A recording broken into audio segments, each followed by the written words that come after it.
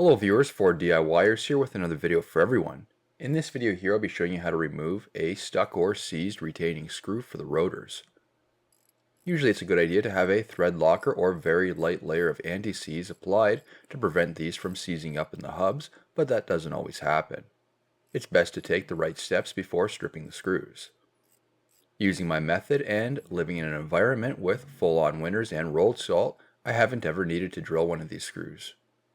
I highly recommend investing in an impact driver. These are a huge help on various applications. When being hit with a hammer, this will provide an inward force preventing the fastener from being stripped, as well as shocking the fastener to help break any rust free.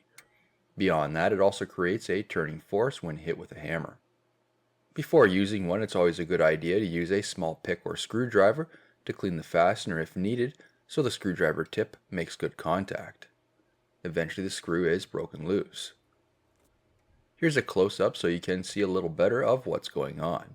Every time the impact driver is struck, it provides a turning force while being driven into the fastener. It's always a good idea to invest in high-quality screwdriver tips for these. The tip does risk twisting or even breaking. I have experienced both in the past. In an extreme situation to what I experienced with the rear of this vehicle, heat was needed instead. For this I used a propane torch and held it on the screw for about 2 minutes. Depending on your vehicle, you may be able to get in behind to apply some penetrating oil. Then back with the impact driver, I was able to break it free. In an extreme situation which I haven't experienced yet would be drilling the head. Once the rotor is removed, then you would need to remove the remaining stud.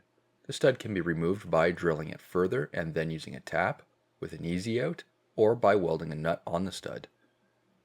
New videos released every week on my channel. Be sure to hit that thumbs up button. It's a huge help to me, and leave a comment below if you found this tutorial helpful. If you're not a subscriber, be sure to also hit that subscribe button. Thank you for watching.